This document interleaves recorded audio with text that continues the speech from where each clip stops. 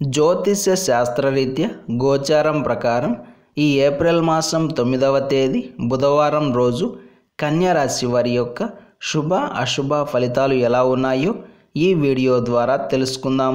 ఈ వీడియోని తప్పకుండా చివరి వరకు చూడండి, లైక్ చేసి షేర్ చేయండి, అలాగే తప్పకుండా సబ్స్క్రైబ్ చేసుకోండి. ఈ ఏప్రిల్ 9వ తేదీ బుధవారం రోజు కన్యా రాశి వారు కొద్దిపాటి జాగ్రత్తలు తీసుకోవాల్సి ఉంటుంది.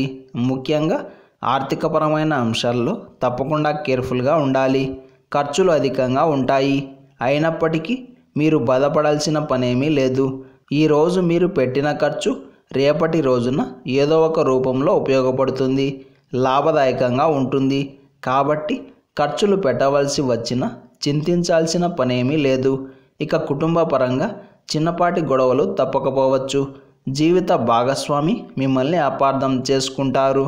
చిన్న చిన్న మాటలే పెద్ద ఎత్తున దుమారం రేపే సూచనలు కూడా కనిపిస్తున్నాయి. కాబట్టి జాగ్రత్త వహించండి. అలాగే అన్నదమ్ముల మధ్య ఆస్తి వివాదాలు ఏవైనా ఉంటే వాటి గురించి చర్చలు జరపడానికి, మీటింగ్స్ పెట్టుకోవడానికి పంచాయతీలకు ఇది అంత అనుకూలమైన సమయం కాదు. ఈరోజు కన్యా రాశి వారికి జనాకర్షణ కాస్త తక్కువగా ఉంటుంది. నిద్రాహారాలు వేళకు లభించకపోవడం వలన నీరసం కాస్త ఇబ్బంది పెట్టవచ్చు. హెల్త్ విషయంలో జాగ్రత్తగా ఉండాలి. దృష్టిదోషం ఇబ్బంది పెట్టవచ్చు.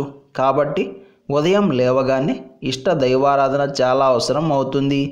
ఈరోజు మీరు వాసుదేవాయ వాసుదేవాయ అనే నామాన్ని పదే పదే జపిస్తూ ఉండండి.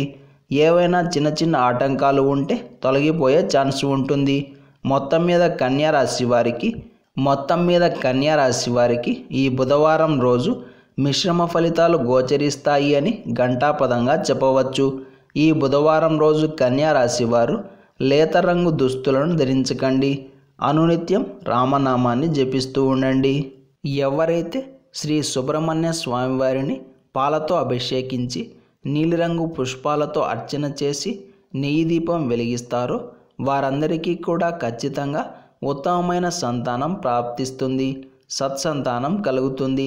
సంతానం ఉన్నవారికి ఆ పిల్లల వలన సమాజంలో ఒక మంచి గుర్తింపు, గౌరవం, మర్యాద అన్నీ ప్రాప్తిస్తాయి. కొంతమంది మా సంతానం మా మాట వినడం లేదు అని క్షోభపడుతూ ఉంటారు, ఎక్కువ బాధపడుతూ ఉంటారు.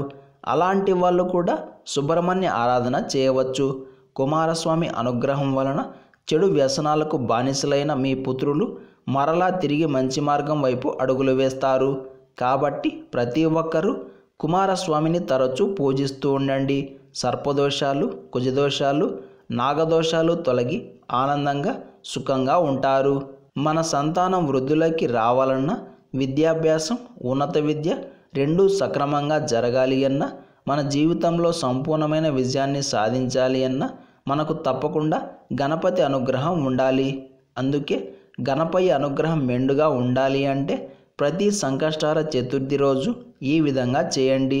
మీరు చేయవలసిందల్లా ఒక గణపతి విగ్రహం కానీ ఫోటో కానీ పెట్టుకొని ఎర్రచందనం అలంకరించి గరిక, ఎర్రటి పుష్పాలు మరియు జిల్లేడు పూలను సమర్పించి చేతిలో ఎర్రటి అక్షతలు మరియు పచ్చటి పుష్పాలను పట్టుకొని మీ సంకల్పం చెప్పి స్వామివారికి సమర్పించండి.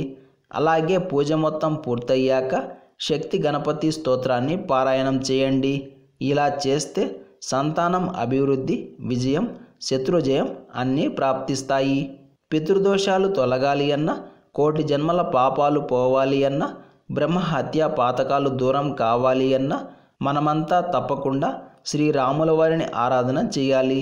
ఎవరైతే ప్రతిరోజు శ్రీరాముల వారి ముందు నెయ్యి దీపం వెలిగించి విష్ణు సహస్రనామ స్తోత్రాన్ని పారాయణం చేసి భక్తి శ్రద్ధలతో స్వామివారికి మీ కోరికను చెప్పుకుంటే ఈశ్వరుడు తప్పకుండా నెరవేరుస్తాడు. ఇలా చేయడం వలన సంతానం కలుగుతుంది, వంశాభివృద్ధి అవుతుంది, ప్రతిరోజు విజయం ప్రాప్తిస్తుంది.